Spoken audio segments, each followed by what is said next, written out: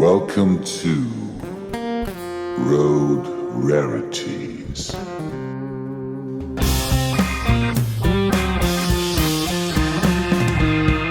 Liebe Oldtimer Freunde, ich bin der Denzel Hannes, aka Benzinradl. Wir beschäftigen uns heute mit der Marke Austro Motorräte.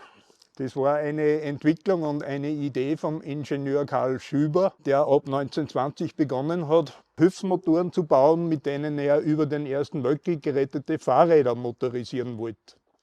Seine Idee war ein Radnabenmotor im Vorderrad.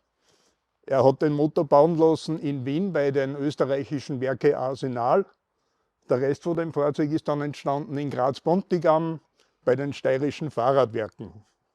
Der Kunde, der sich so eine Motorrädchen gekauft hat, hat im Grunde nichts anderes bekommen als den Motor im Vorderrad, dazu diesen Hilfsrahmen und den angeflanschten Benzintank. Das Modell 1A hat auch elektrische Beleuchtung gehabt. An der linken Seite ist der Motor selbst angebaut mit Vergaser, Auspuff. Auf der rechten Seite in einem Gehäuse die Schwungmasse und die Zündung. Die ersten Motoren, die in Wien bei der ÖWA gebaut worden sind, haben einen Hubraum gehabt von 72 Kubik und eine Leistung von 0,7 PS. Spätere Modelle in Graz gebaut, 81,6 Kubik und ein ganzes heißes PS. Ich habe damals diese Einheit an einem Fahrrad aus dem Jahr 1914, also einem Vorkriegsrad, noch angebaut, weil er für das ja gedacht war. Man hat ein altes Rad gehabt und hat den Motor vorn dann montiert und war damit dann mobiler, als man nur mit dem Pedalieren gewesen wäre. Der Schüber ist dann mit der Idee weitergegangen, aber das wird jetzt in Folge der Kollege Bräuner Hans erzählen. Ich bin der Hans, mein Nachname ist Bräuner und ich stelle jetzt das zweite Modell vor, praktisch die Steigerung von dem, was wir gerade gehört haben.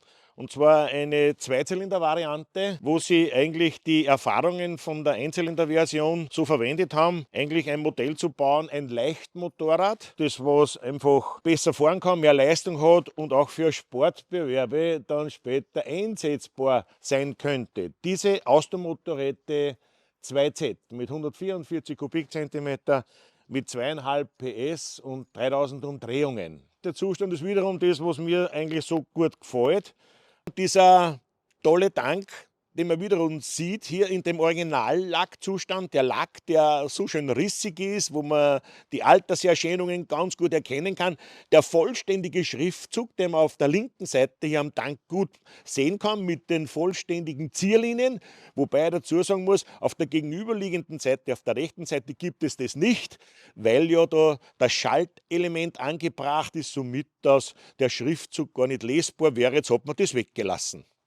Diese Federgabel mit der zentralen Feder in der Mitte drin, die Baudenbremse, die Baudenbügelbremse da sichtbar, das Hebelwerk am Lenker, und ob man den Lufthebel und auch dann den Gashebel hat, der längere der Gashebel, der kurze ist der Lufthebel für den Vergaser. Da haben wir zuerst eine Niederspannungszündung gehabt, jetzt haben wir da eine Hochspannungszündung. Auch der Magnet, der versorgt dann die beiden Zylinder. Ja, diese Zweizylinder-Version, wo man dann versucht hat, die beiden Zylinder in Twin-Art in der Konstruktion hier so zu machen. Das sieht man so schön. Der Motorblock da unten keilförmig nach unten auseinander, also zusammengeführt und dann die zwei Zylinder aufgesetzt. Dann hat man ein Kurbelgehäuse konstruiert, wo man die beiden Kurbelwellen zusammengefangen hat, das ist da ersichtlich. Dann den zentralen Vergaser da hier vorne, in der Mitte liegend, nach vorne schauend, mit den Ansaugkrümmer und dann hinterhalb Auslasskanal für den Auspuff, der Ansatzflansch, den man da hier sieht, das ist eine Kupferspirale zur guten Wärmeableitung und der Sammeltopf da hinten, die Auspuffenden sind dann zusammengeführt, der Sammelauspuftopf und eben dann diese Kühlwirkung vom Zylinder nach vorne anströmend die Luft, also eine super geniale, tolle Idee, eine ideale thermische Entwicklung zu haben.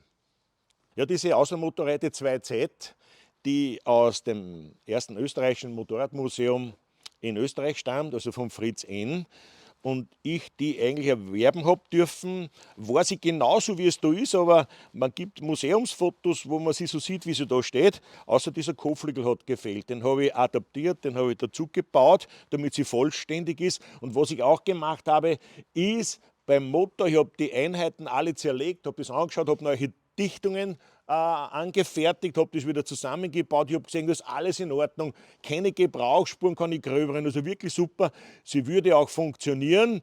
Ich möchte aber jetzt da hinweisen auf diesen glanzvollen, hier gefertigten, gegossenen Kettenschutz, Sekundärkettenschutz, den man gegossen hat und zweiteilig gefertigt hat. Und diese Zweiteiligkeit ist in der Form, damit er montierfähig ist, weil das ein sehr langer Teil ist. Und der hat hier in den Zusammenschlussstück einen Zentrierbolzen, der dafür sorgt, dass die beiden Teile funktional genau in der Position zusammenschraubbar sind. Auf der rechten Seite ist diese Keilrippenbremse.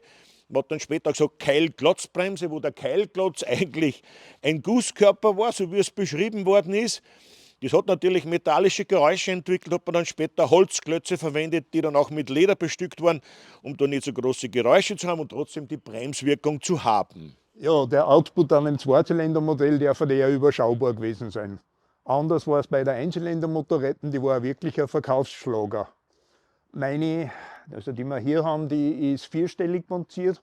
Es gibt aber auch fünfstellige. Im 24er Jahr ist im Katalog gepriesen worden, dass schon über 5000 Stück an den Mann gebracht worden sind. Also das war wirklich fast ein Alltagsfahrzeug.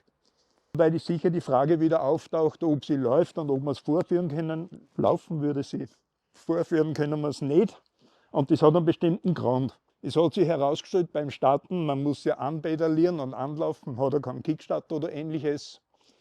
Bringe ich mit meinen 100 Kilo Lebendgewicht und dann an dem Eigengewicht vom Motor so viel Last auf das Vorderrad, dass man immer den Wulstraufen abgezogen hat. Sie ist dann schließlich ins Motorradmuseum Forchdorf gekommen und dort steht sie heute noch, steht schon seit ein paar Jahren, dort steht sie auch gut. Ja, das ist wieder so ein spezieller Fall von einem Motorrad, wie da bei der Außenmotorräten 2Z. Das Zustand super, alles vorhanden, Motor funktioniert, würde funktionieren, wäre in Betrieb zu nehmen, aber wenn ich wieder auf den Gedanken komme, was die Originalität betrifft, die originale Bereifung von dazumal mit den Weißwandreifen, die Semperit-Kordreifen auf beiden Rädern drauf noch, wo der Gummi schon komplett brüchig ist, um die abzunehmen, damit man zum Fahren kommt, ist schon wieder der Grund, wo ich sage, warum würde ich das zerstören? Weil das ist ein Zeitzeuge, dass sowas überleben hat können. Darum würde es den Reifen runternehmen, ist sowieso kaputt. Darum bleibt er drauf und das Fahrzeug somit wieder nicht vorbereitet. Und ist der Grund, warum wir es nicht ausstatten. Und würde man sie trotzdem in Gang bringen wollen, weil ja die Innereien und die Sachen alle funktionell werden und man bringt sie auf die Straße, bei so einem seltenen Modell wie da, würde da etwas kaputt gehen, dann ist das eine Sache, wo man da einen Totalen hat, weil ein Ersatzteillager für solche Sachen gibt es überhaupt nicht. Und irgendwo etwas auffinden zu wollen bei so einer Rarität, das ist fast unmöglich. Und mitunter ist die Freude für mich genauso groß, wenn man sagt, okay, es muss ja nicht laufen.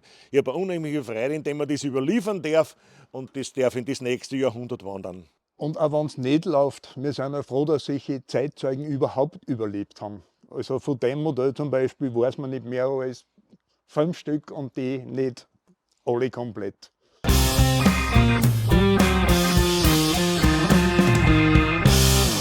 Coming soon.